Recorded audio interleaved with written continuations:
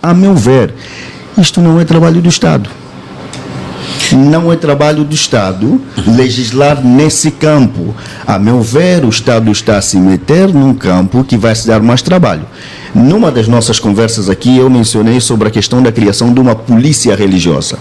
E eu fui reler novamente a proposta e é de facto isso que estão a criar. A ideia é criar profissionais especialistas na fiscalização da religião que vão andar por trás. Está aqui escrito, na verdade, isso aqui não é uma coisa da minha cabeça. Não é?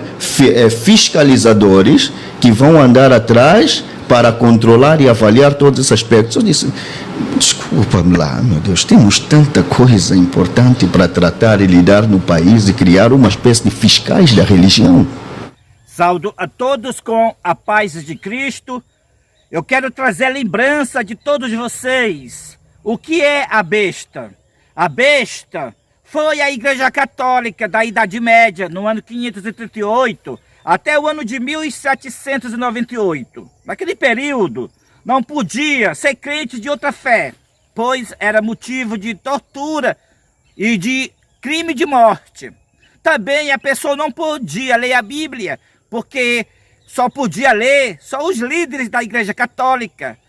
E com essas ideias da besta da Igreja Católica, ela matou, através do Estado, mais de 100 milhões de protestantes. E o profeta João, ele vê em Apocalipse capítulo 13, verso 14, verso 15, 16, ele vê uma imagem, a primeira besta.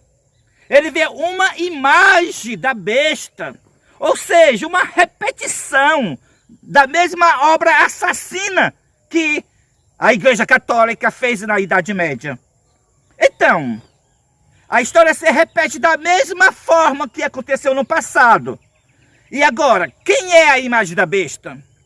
A imagem da besta é a Igreja Adventista do Sétimo Dia, assentada na cadeira da ONU, colocou no mundo inteiro essas leis de perseguição, dizendo que é liberdade religiosa. E o resultado? O resultado agora, igual na Idade Média, não pode mais ser crente, a não ser que você esteja dentro dos templos. Se você estiver dentro dos templos adventistas, você pode ser crente. Se você estiver dentro dos templos da Assembleia, você pode ser crente. Dentro dos templos da Igreja Católica, Universal, Quadrangular, dos Mosmos, e assim vai, de todas as religiões, que está legalizado, organizada com o Estado. Aí você pode ser crente.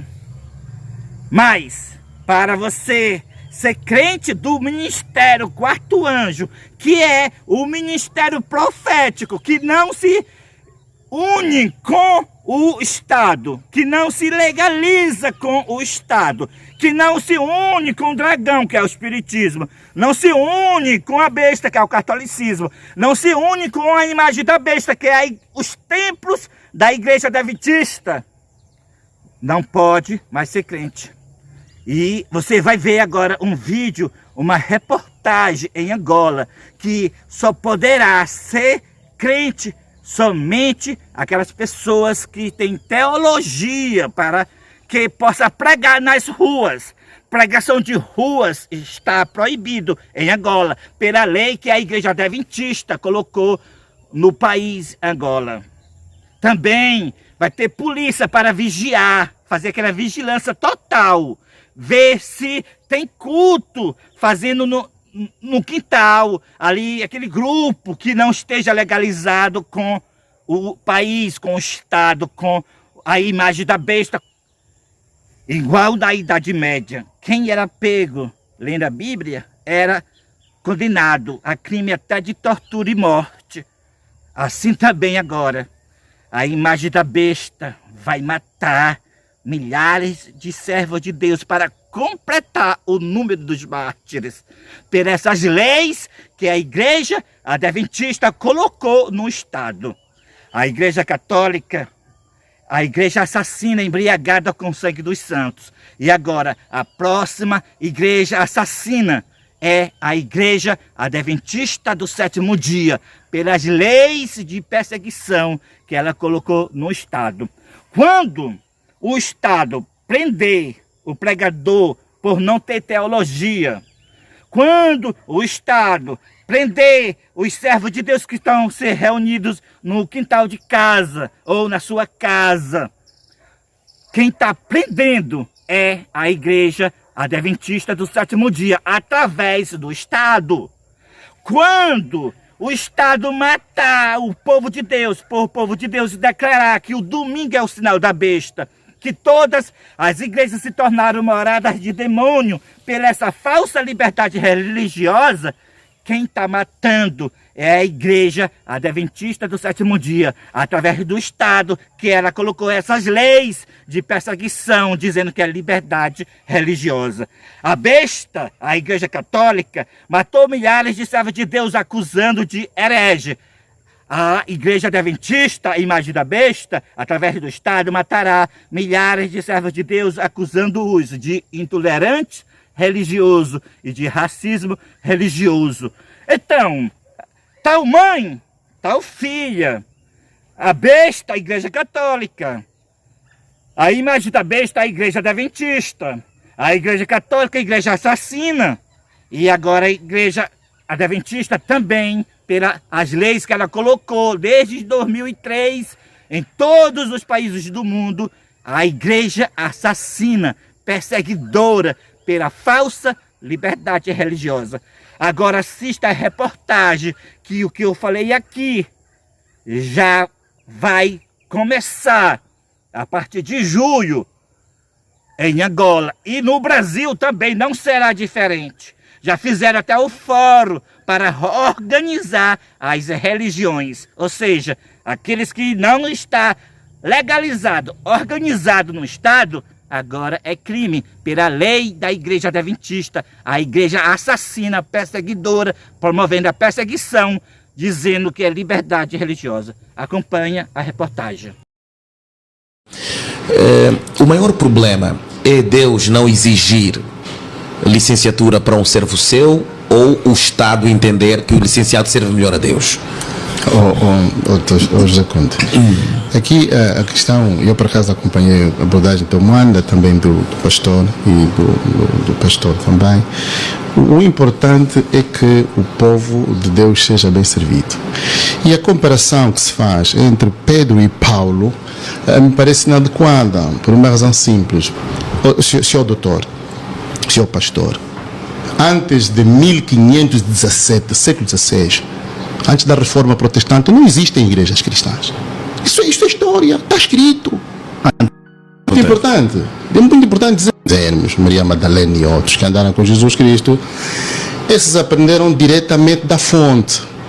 A fonte é Jesus Cristo, que criou efetivamente o apostolado, e os apóstolos caminham com Jesus Cristo e os apóstolos anunciam a mensagem. É muito importante dizer isso.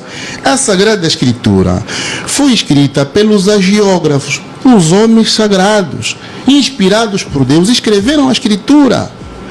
A Escritura não pode ser de interpretação particular. Não pode. Eu peço desculpa de dizer isso dessa forma. A Escritura não pode ser de interpretação particular. Não é assim que funciona. Depois, quer dizer, estamos num país em que cada um funda uma igreja aqui no prédio. Olha, eu acho isso, eu acho aquilo. Isso é uma confusão. Neste aspecto, nós temos que respeitar que tem que haver alguém que regula. E quem regula é o Estado. Eu estou de acordo com... Não se podem fechar igrejas, não é isso que estamos a dizer. Doutor, aqui temos que ter também o bom senso. Eu estou aqui diante de pastores, quer dizer, que têm as suas congregações, pertencem às suas igrejas, temos que ter o bom senso.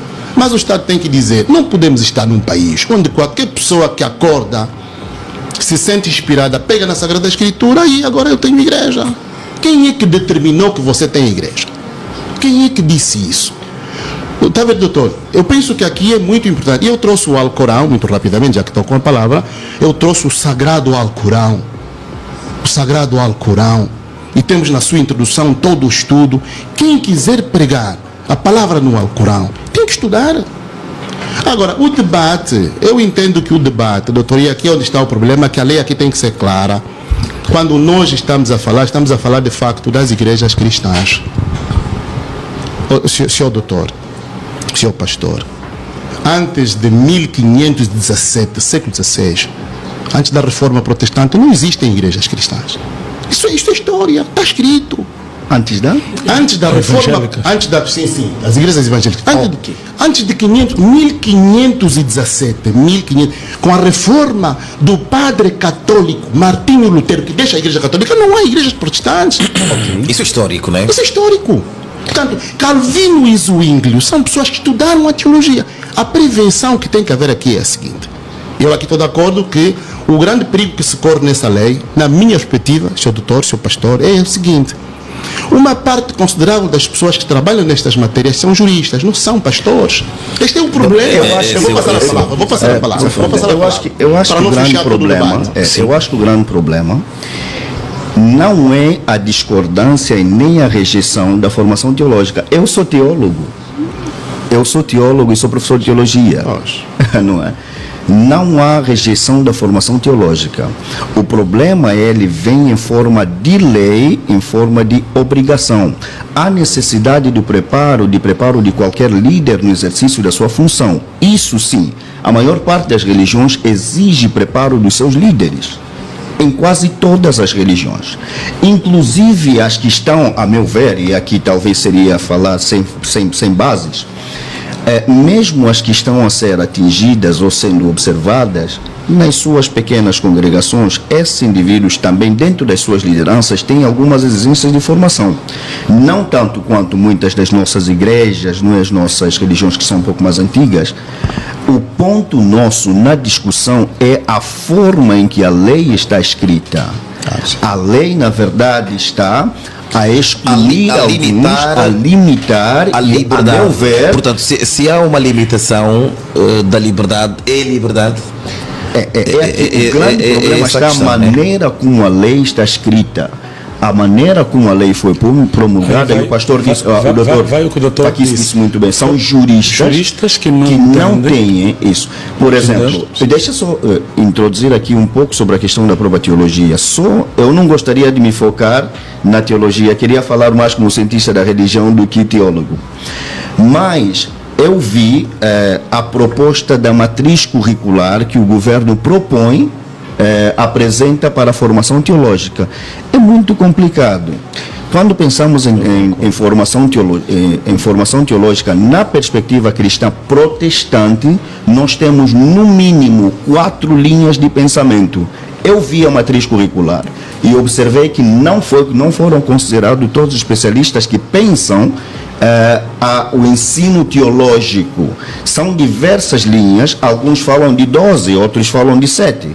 Mas o que a maior parte dos teólogos vão concordar no pensamento protestante são pelo menos 4, inclusive os católicos vão entrar. Não precisam de 7 anos como nós fazemos, não precisam de 8 anos, não é preciso isso. Exatamente. 3 anos são suficientes, pelo menos o meu entendimento. Isso. Mas agora, eles monopolizar o diálogo. Isso, eles deveriam, na verdade, consultar isso. A meu ver, isto não é trabalho do Estado. Não é trabalho do Estado legislar nesse campo. A meu ver, o Estado está a se meter num campo que vai se dar mais trabalho. Numa das nossas conversas aqui, eu mencionei sobre a questão da criação de uma polícia religiosa. E eu fui reler novamente a proposta, e é de facto isso que estão a criar. A ideia é criar profissionais especialistas na fiscalização da religião, que vão andar por trás. Está aqui escrito, na verdade, isso aqui não é uma coisa da minha cabeça.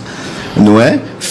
Fiscalizadores que vão andar atrás para controlar e avaliar todos esses aspectos. Eu disse, desculpa-me lá, meu Deus, temos tanta coisa importante para tratar e lidar no país e criar uma espécie de fiscais da religião.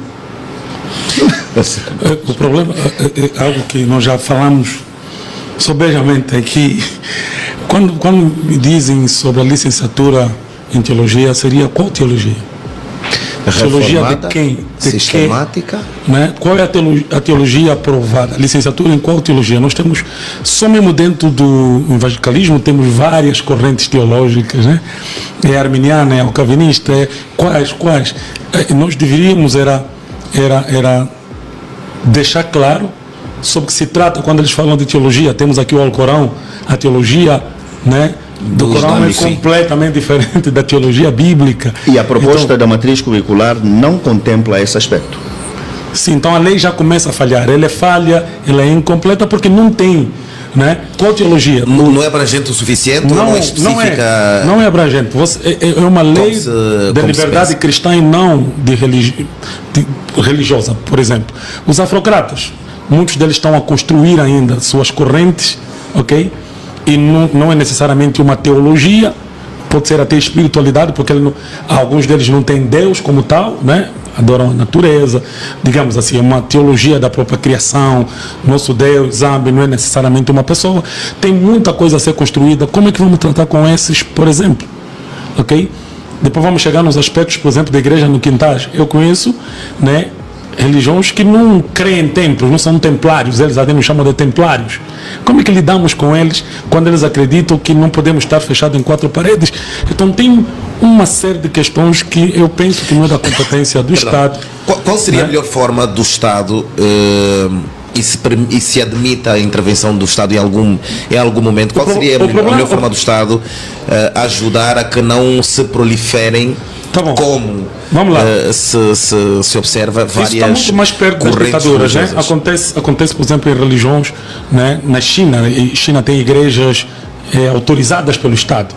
E essa autorização também passa por essas manobras, controle do que se vai falar, do que se deve falar, do que não pode falar, né? Temos nas ditaduras esses controles. Eu estive pregando na Rússia, existe esse em Cuba existe esse controle bem, né? Bem colocado. E tem os fiscais. Ok? Eu estive, por exemplo, pregando na Cuba 2 anos, né? Acompanhou? O motorista que nos estava a apoiar era alguém da secreta lá. Ele entrava sempre, filmava e tal. Nós não podíamos mudar a nossa mensagem. Ela é bíblica, é cristocêntrica, é evangelística e que aconteça o que acontecer, Deus nos cuida.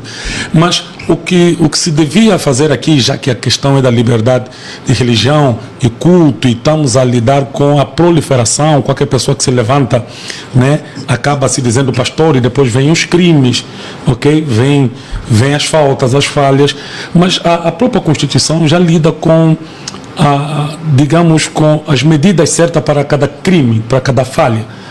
O que nós não temos, digamos assim, é essa fiscalização séria para lidar com os crimes que acontecem com o cidadão que se diz pastor, que se diz profeta, na congregação que ele diz ter. Acontece nas grandes liberdades, América, Estados Unidos. Você começa uma igreja na América, eles não vão lidar contigo com uma lei sobre igreja.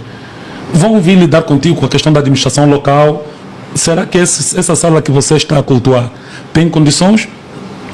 Segurança de incêndio, portas de saída, né? A primeira vez que eu fui para os Estados Unidos pregar, eu fui para uma igreja que estava lá de escritórios, né? De uma sala que eles adaptaram para o culto, e eles tinham apenas recomendações: durante a semana, no horário de trabalho, vocês não podem cultuar, porque tem os vizinhos aqui, escritórios, né?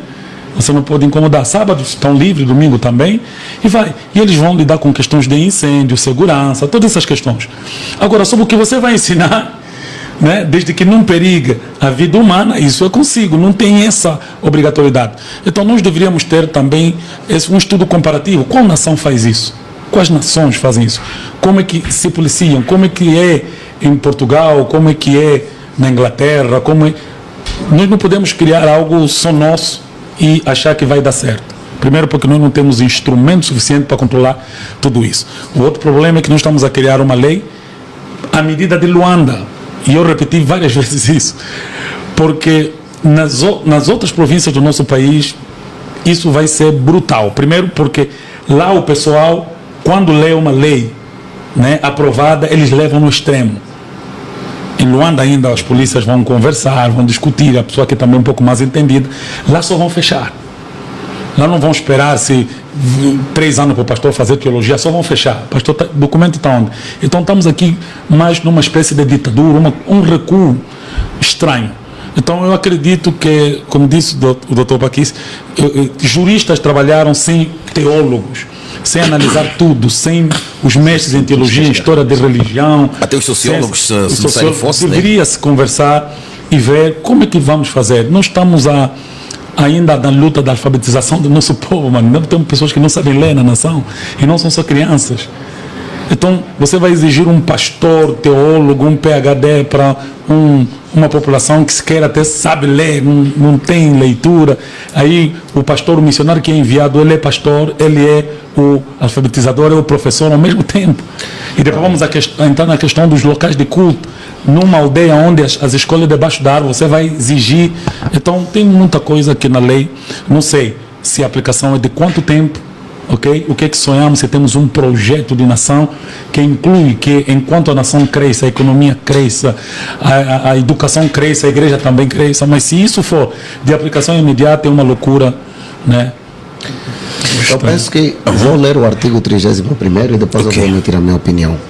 O artigo 31º da lei diz o seguinte: a qualidade do ministro de culto é certificada pelos órgãos legítimos da respectiva confissão ou da comunidade religiosa, devendo esta fazer prova junto da entidade pública competente da formação teológica superior, evidentemente, ou seja, devidamente homologada pela entidade de certificação dos estudos em Angola. Neste caso é o INAR. Yes. Como? Neste caso é o INAR. Da educação não? Não, da educação não. É o Inares. É o Inares. É o Inares. Então, qual é o conteúdo programático que foi feito? Se uma lei deve ser justa, igualitária para todos, e aqui nós encontramos que o cristianismo tem várias correntes. Eu acredito que um pentecostal batizado no Espírito, que crê na unção, dificilmente ele vai ir para uma escola teológica da metodista, para a universidade metodista. Hoje até já vai, né? Uns vão, outros não. Mais flexível agora, né? Muito mais. Primeira coisa, as correntes teológicas já entram em causa neste artigo. Neste artigo. O que é a minha sugestão? Eu podia dizer o seguinte, que a lei anterior, quando ele fala dos requisitos do ministro do culto, é muito mais prudente e mais abrangente do que esta. Porque esta, de certo modo, ela começa a restringir e não se torna igualitária. Se um ministro de culto lhe é exigido para ser licenciado, não é a mesma coisa que se exige num professor. Todos exercem a mesma função, na perspectiva moral, que é ensinar, educar o indivíduo. Por que ela não se torna abrangente e eficaz para todos? Só o ministro de culto é que deve fazer o superior de teologia. É sobre bolsa, é a escola que vai pagar, é o indivíduo que vai pagar, e os estudos teológicos levam tempo, são investimentos. Ele leva tempo de investigação. O próprio pastor já está a lutar com a renda da igreja, já luta com as ofertas, agora vai lutar mais com a formação. Então eu penso que... Está-me fazer tossir. Eu penso que nenhuma lei, né? Eu penso que... Alguém escreveu, vocês aprovam a lei, mas não vêm na igreja. e para comentário de Valentim João. Para terminar, evangelista José Conde, sabemos que em toda parte do mundo, em toda a Assembleia, antes de se aprovar uma lei, nós temos a área de especialização. Temos a auscultação. Não, mas isso é resultado de uma auscultação. Agora, quanto tempo levou a auscultação e quem foi o enviei a minha opinião? Só vamos dizer, se as leis são aplicadas para regular um determinado comportamento, regular, elas são aplicadas. Como é que será aplicada esta lei? Qual é o período de transição? Agora, o ministro de culto que não tiver a teologia, vão fechar a congregação dele, esperar até que ele se forme? Ou que enquanto o pastorear se forme? Então, todas essas questões acredito que deveriam ser colocadas à mesa, muito bem consultadas para a melhor aplicação da lei.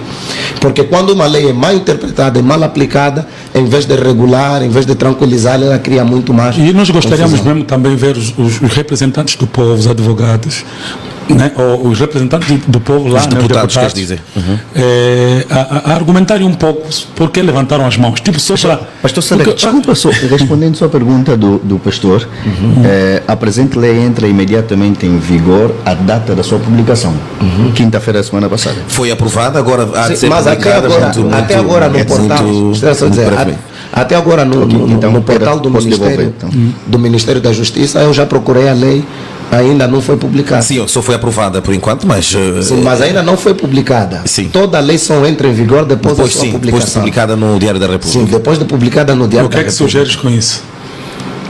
O que é que estás a querer? Ela foi aprovada, mas ainda não foi publicada. Sim, mas e ela tem muitas mazelas. E só para dizer... Estás a querer dizer o quê? Eu quero dizer... Em português. Eu quero dizer muita coisa. E uma delas é esta. A lei específica nunca pode ferir a lei geral.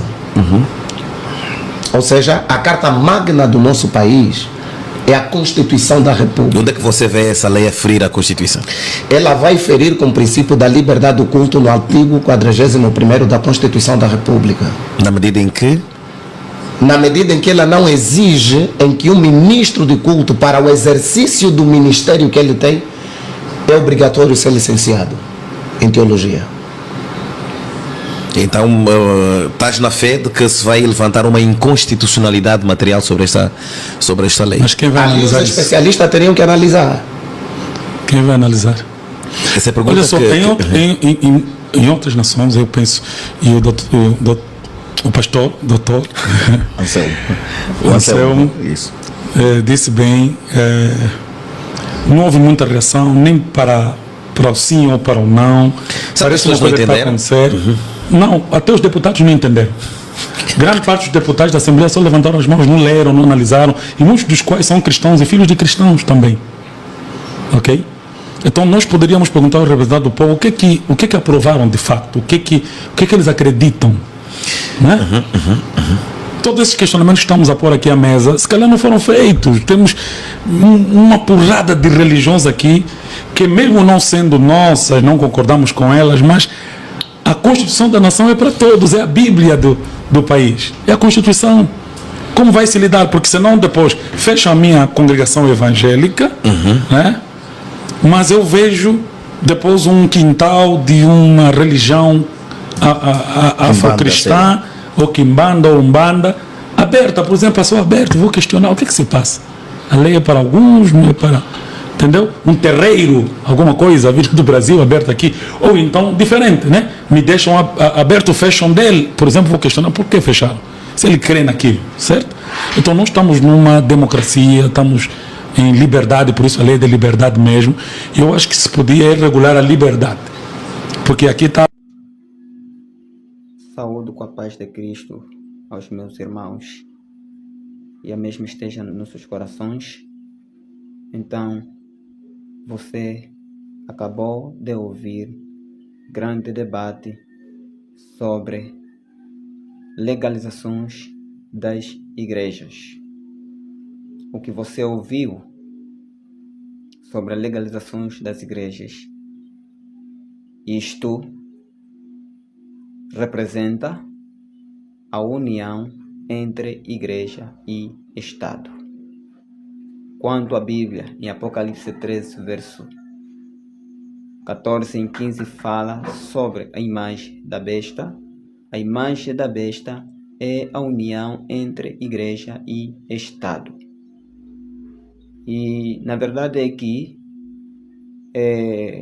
o Estado, ele não pode se envolver em questões de religiões, porque o Estado não entende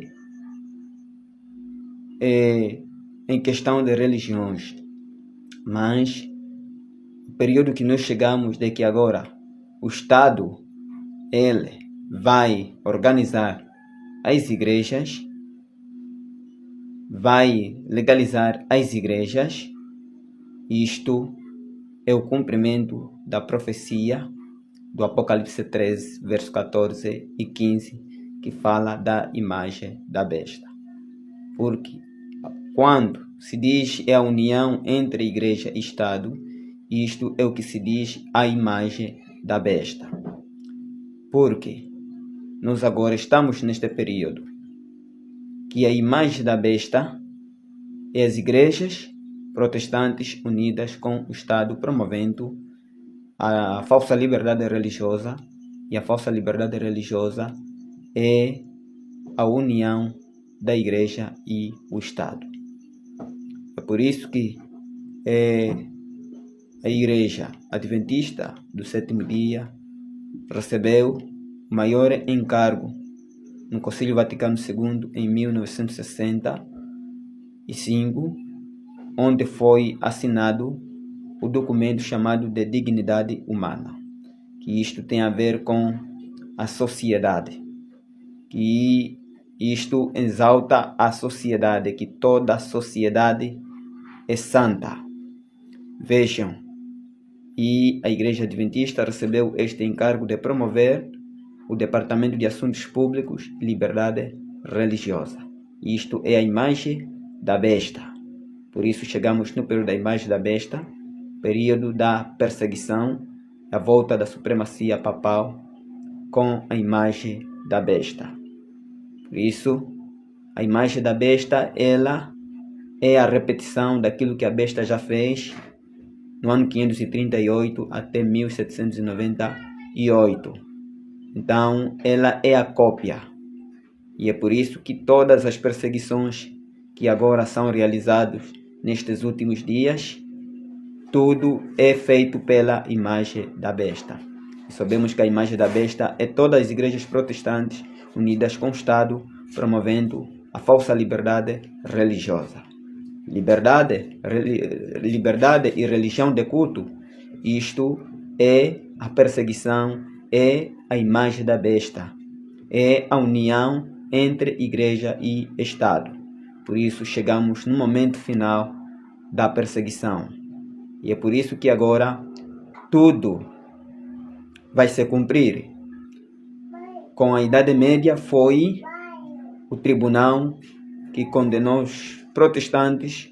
Mais de 100 milhões de protestantes foram mortos pelo tribunal chamado Santa Inquisição, período que a Igreja Católica se uniu com o Estado.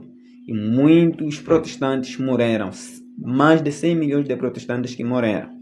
E hoje, pela imagem da besta, o mesmo tribunal que vai condenar o povo de Deus é o tribunal chamado Fórum Regional de Liberdade Religiosa. Por isso, quando o Estado se envolve em questão de religião, então isto é o que representa a imagem da besta.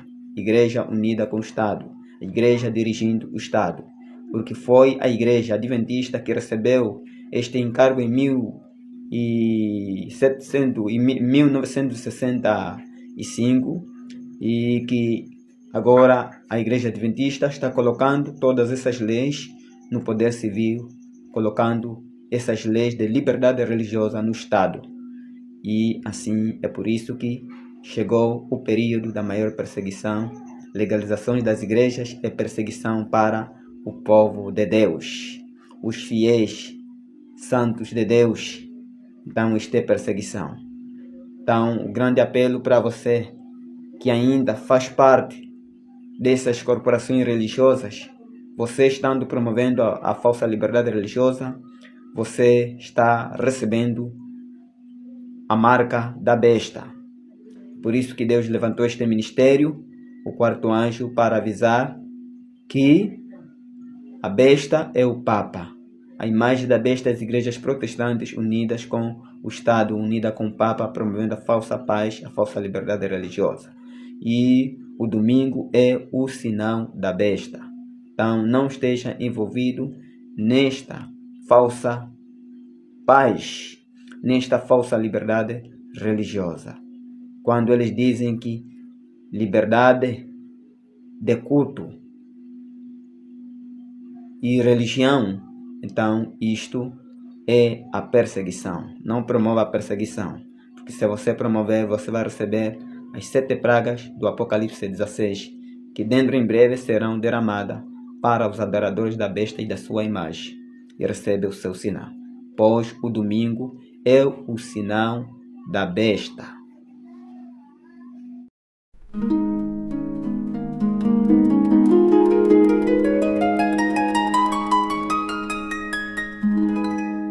A Igreja Adventista está furiosa, proibindo ser crente fora dos templos, pelas as leis falsas de liberdade religiosa que ela colocou no Estado, perseguindo os crentes que estão fora dos templos apostatados. Sai dos templos, povo meu, sai dos templos para escapar das pragas da ira de Deus, pois pela falsa liberdade religiosa os templos se tornaram moradas de demônios. Agora a Babilônia está furiosa com seu vinho do furor de sua prostituição. As leis no poder civil para a perseguição, para matar o povo de Deus, os que não se unem com ela na sua abominação. Sai dos templos, povo meu, é melhor ser perseguidos do que receber as pragas da ira de Deus. Sai dos templos apostatados, vamos congregar em casa com os nossos irmãos, assim como fizeram os apóstolos no tempo passado.